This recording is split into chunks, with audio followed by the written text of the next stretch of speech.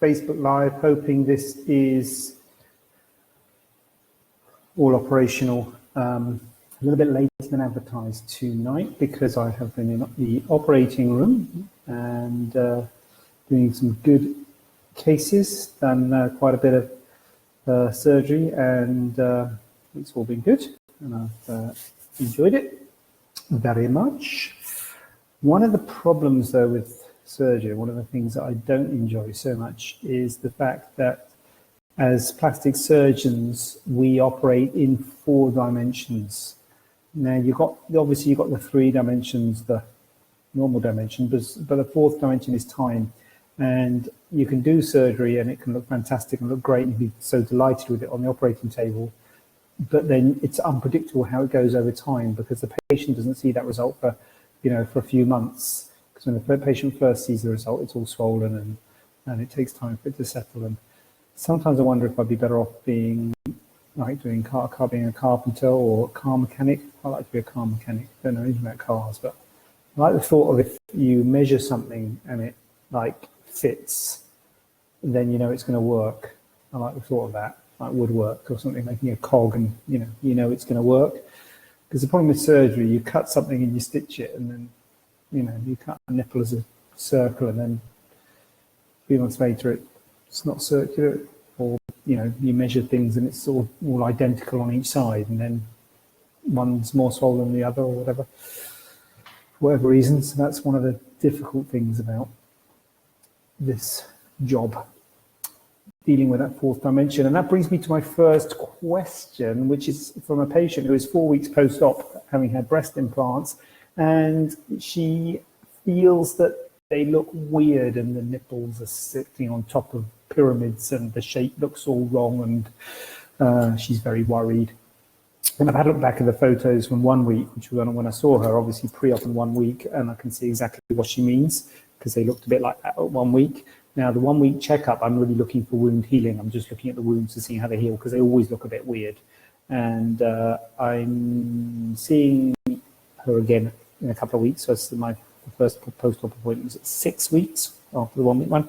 And even then, that's really just to get you massaging the scar. So it does take a while for things to settle. So I wouldn't worry about it at this stage. I wouldn't get too upset about it at this stage. Now, as I say, we are working in the that 4th dimension of time, and I can't guarantee everything will settle. But what I can say to you, and what I often say to people is that I can tell you now, things will be different 3 months. I normally say 3 months things start to settle. So about 3 to 6 months things start to settle. You should really wait a year properly for things to settle, but 3 to 6 months things really started to settle. So you really need to wait until then to see how things are going to settle. And I hope everything's going to be fine. I can't guarantee it, but I hope it will. And I certainly wouldn't be too upset at 4 weeks. I certainly see people at 4 weeks and 6 weeks where things don't look right and they look a bit full and look a bit pyramid and sticky outy, and your cleavage isn't right and it's all swollen across the cleavage, and all the things that you were describing will settle. And I hope to an acceptable level, but we will have to see how things settle. But I certainly wouldn't worry about it, and I'm not particularly worried about it. I think things will, I know things will settle, and hopefully you'll be happy with them. But you have to give it time, and I'm sorry that it's upsetting at this stage. It does take time for everything to settle down. So that's the 4th dimension. Hashtag 4th dimension. Tuberous breast. Tuberous breast deformity.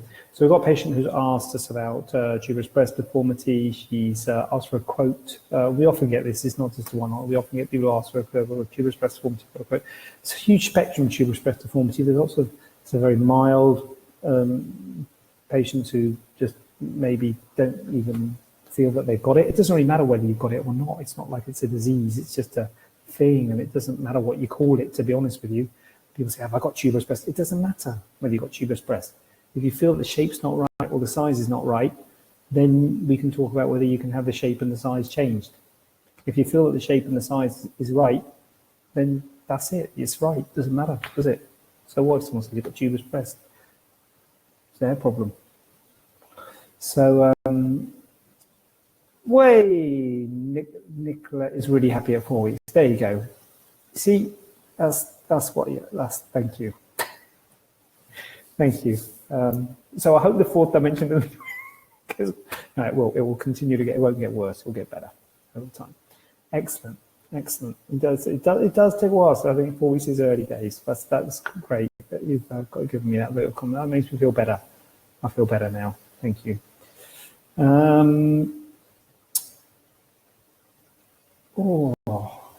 Oh yeah, tuberous breast deformity. Hi Jodie, good evening. Tuberous breast deformity. So it's a spectrum of things, and so yes, it can be treated with just implants, in which case the price is for breast augmentation. It might need just implants with some internal scoring, some internal work, which again might just still be the same price as a breast augmentation.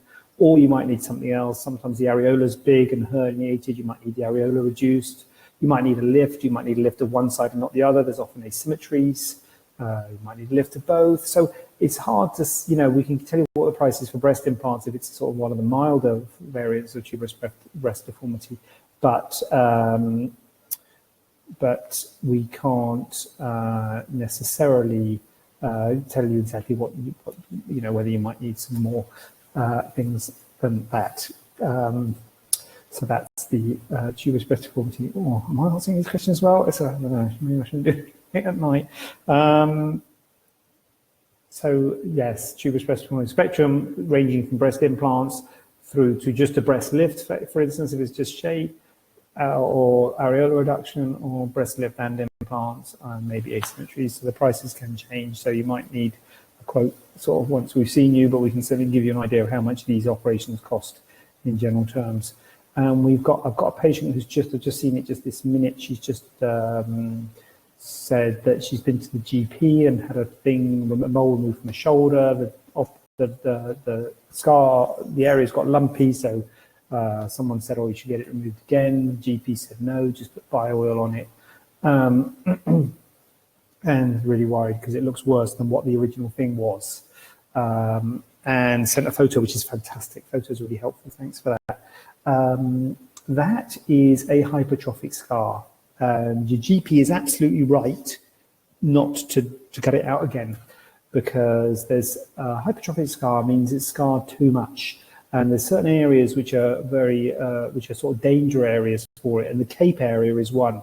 So that means the shoulders and the sternum, also the earlobes. People with piercings can get them, but the shoulders and the sternum is a real danger area for hypertrophic scars. So you worry anytime you put a scar on those areas, it can become hypertrophic. Yeah, sorry. So it is totally the wrong thing to do to cut it out again, because if you cut it out again, you'll give a bigger scar, and then that scar can go hypertrophic. And what you found is actually the scar is worse than the initial thing. And the scar, there's a sort of spectrum between hypertrophic scar and it goes on to keloid scarring. And keloid scarring can be really bad and goes sort of much bigger than the original scar. But the point is that it is often worse than the original thing, because the problem is it's the way your body scars, and it's your body is forming too much scar tissue for whatever reason. The problem is animals don't get these. There's no animal models for it. We don't really know what causes them. Certain skin types cause them, so they're more common in Afro-Caribbean skin types. And as I say, certain areas you can cause them, and the shoulder and the sternum are the real danger areas. So I wouldn't advise you have it removed again. I think your GP is absolutely right with the massaging with bio-oil. That's an excellent thing and great advice. I think the other thing that can be used is silicone dressings. A lot of people say to me when they've had surgery, oh, I've got all these silicone dressings, should I use them on my scars? And I say, no, they're marketed as scar reduction dressings. They're quite expensive. You get them in Boots or other chemists. I'm not affiliated to Boots. You can get them in the chemist. Things like Seeker Care, Sil Gel, there's loads of mates. Dermatix is like an ointment. You can get it either as an ointment or a sheet. On the shoulder, I think a sheet would be better. There's loads of makes. Keeler Coat. Anyway, there's loads of them. Silicone gel sheets or ointment. As I say, I think on the shoulder, the sheet would be better than the ointment. The ointment's good if it's the face. Anyway, they are not good for normal scars, or at least there's no good evidence for them. There's no harm in using them for normal scars, but the evidence really comes in for hypertrophic scars, so the ones like this. If the scar becomes hypertrophic, it becomes red and lumpy, then the silicone dressings can be good. So you can say get them from the chemist, and that might be something you could try. You either try the silicone dressings or massage and moisturize, either or. You can't really do both because you can't really massage and moisturize when the silicone's on because you just rub it off. So maybe try massaging and moisturize. And if it's, I can't remember how old the scar is, but if it's like, 6 weeks or more old, give it some, give it a good bit of pressure when you're moisturizing and massaging 2 or 3 times a day if you can. I know it's difficult where it is, but if you can do it a few times a day, that's good. So maybe try your moisturizing massage, see how it goes. If you don't find that that's giving you any relief, then you can use the silicone. Often by relief, I mean the main problems are that they're red, they're lumpy, and they're often itchy. I'm not sure if this one's itchy. So, it just can help with the redness and it can help with the lumpiness. You're welcome. The other thing you can do actually is steroid injections is the next sort of, there's a sort of algorithm of treatments you can use depending on how bad they are. I would definitely start, I think there's no harm at all in doing the massage and moisturizing. If that doesn't work, then go with the silicone dressings. The next stage would be injections of steroid into the scar. Can be a bit painful, can have potential side effects, nothing too drastic, but anything you do once you start sticking needles in, there's potential for bad things to happen. So that's something you need to think about. If it doesn't get better over time, then that's something that you can think about. They're often self-limiting, I would say, so it might get better on its own. It might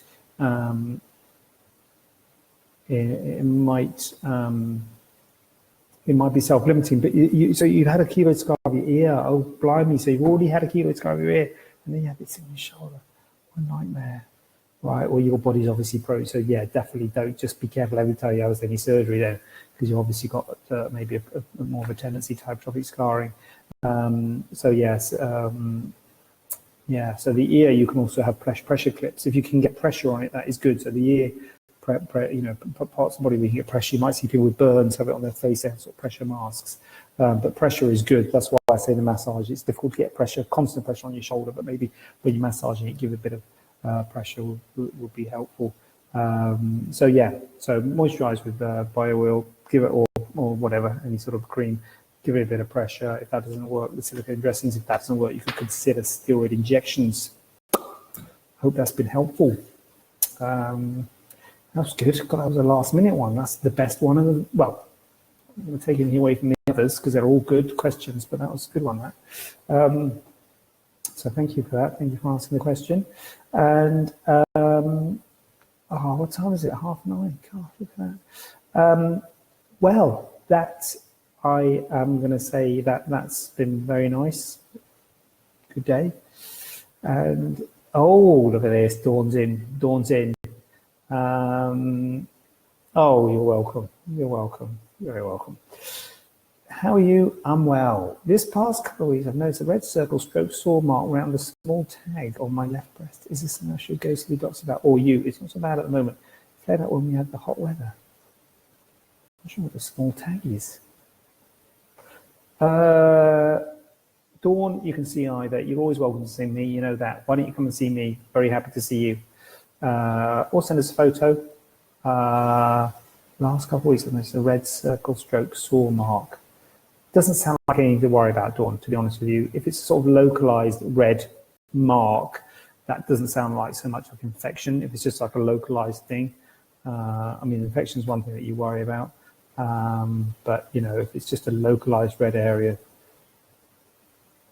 is there a skin tag? Is that okay? Well, around the skin. Has the skin tag been traumatized? I don't remember this. But is the skin tag been traumatized? That might be the thing. Might be got infected. I'm not sure. This is awkward. Live Q&A. I'm not sure. I think it's. Oh dear. I think it's fine, Dawn. I think it should be absolutely fine. Come and see me in real life. We'll take this offline. But I don't think there's anything to worry about. Doesn't sound like it's too desperate. but it might just settle on its own. It might be that the skin tag's been traumatized, or it might be that, well, that's the main might be. I don't think it's, you know, when you say things are red, you worry about infection, but it doesn't sound like that. Dawn, does it? It doesn't sound like infection. Infection's red, hot and angry, and less localized, tends to spread and things like that. But it might be that. It might need some antibiotics, in which case, again, you can come and see me or your GP. Very happy to see you, Dawn, at any time. Yeah, send a photo. That's it. Send a photo. Awesome. That's the way to go. Excellent. That's brilliant, Dawn. I'll tell you what, Dawn, I thoroughly encourage you to do on questions live. I love it. I know I didn't answer that one very well, but the principle of doing a question live is very much, you know, encouraged. That's the word, encouraged. Okay, thank you very much. That's excellent. Dawn, looking out for your photo. That's fantastic. Thanks for your questions. Hope it's been helpful. And I'm going to check out and go home, I suppose. All right, then. I'm ending here. All right, then. See you next week. Bye.